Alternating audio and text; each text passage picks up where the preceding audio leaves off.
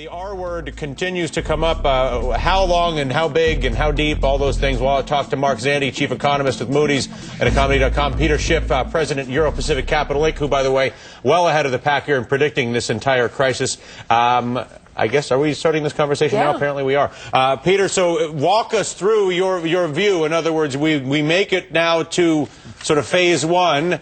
We've acknowledged the fact that we have a credit bubble, 40-to-1 leverage, subprime, put it all together. You got yourself a money party that results now in a taxpayer bailout. What is your vision of where we go from here in terms of economic activity? We're in a lot of trouble, Dylan. You know, the reason the credit is gone is because the savings are gone. We blew our money on reckless consumption. We blew it to fund the dot-com mania, then the housing bubble. In the interest of time, we've heard it all. I get it, and I'm not discounting it. I'm just curious what you envision walk me through how you see the next 12 months. The show asks the question, is your money safe? Unfortunately, the answer is nobody's money is safe right now if it's in U.S. dollars. You know, I'm holding in my hand 100 billion Zimbabwe dollars, and if I spend it quickly, I can buy a pack of chewing gum. This is the monetary policy that the government is pursuing. They're trying to replace all that lost savings with a printing press, and they're going to destroy our economy and destroy our money. So what should they do instead? We should let the free market work for a change. You know, what we need in this country is less spending, less borrowing. We need to have a severe recession, unfortunately. That's the price we have to pay for all our extravagance. But banks have to fail. Companies have to go under. We have to reestablish a sounder economy based on savings and production. But the government is interfering with that. You know, they lit this fire, and now they're throwing gasoline on it. You know, as bad as it is, we have to let the free market work. The government is not going to solve this problem, but the government can certainly make it a lot worse, and they're proceeding to do it with every new stimulus plan and every bailout they pass. Mark, are they making it a lot worse with what they're doing? No. I mean, I think it's very reasonable what they're doing. I think stepping in to the degree that they have is necessary. I think it won't forestall a very severe recession. I think that's coming.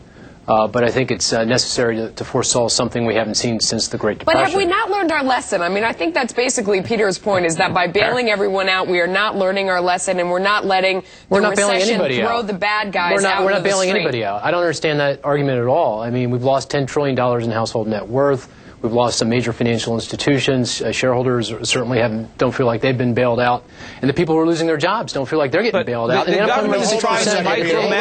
I want you to hold on. Mark, the fact of the matter is, in the latest Time magazine poll, 100-to-1 Americans still don't like the bailout. They watched today $250 billion of taxpayer money to come in. They look at the bonuses that were made from people that basically put the entire system at risk. And now Peter's point is, instead of dealing with the reality of the idiocy of past policies, we're now basically turning on the money gun to try to make it go away, which will ultimately result in an inflation problem a couple of years from now. Why do you believe turning the money gun on, which is what we've done here to solve this problem, will not result in inflation 2 or 3 years out in a meaningful way? Well, you said a lot of things, Dylan, but let me take them one at a time. And first, you know, I don't think that the average American truly understands the link between what's going on in the financial system and what it means for their jobs and their income. Once they get that link, I think they'll truly I disagree. I think that they do understand it, but that they're so pissed off by what's happened that they're not willing to they're willing to forfeit their own job, in my opinion, in order to make that. But we could argue about that another night. So and I don't agree. That's why they have behavioral economics. Right. I don't agree with that. I don't think they've made the link yet, but they will. And once they understand that, and that's why the support for this legislation changed within a few days, because the reason why I think it changed was because of the bribes that were put in the bill to get the voters to the necessary votes, so that we give people rum factories and arrowheads in order to get the votes. Last I checked. And I don't think inflation, going to one of the other points that you made, is an issue. Not for this year. I mean, the economic body is barely breathing. It's not even on its feet, let alone running. I mean, I do think a year from now, maybe 2 years from now, when the economy is back on its feet, then we can start thinking about taking away some of the economy's not going to be back on its feet. The government's not going to let that happen. You know, you're assuming that the government can solve these problems. They can't. You know, they can't micromanage this economy. It didn't work in the 1930s. You know, the Politburo couldn't micromanage the Russian economy. We need to put our faith in the free market, in capitalism, in market forces. We can't let these cronies in Washington try to set prices, fix prices, decide which companies fail, which companies don't. This is going to be a disaster much bigger than the one they're trying to fight.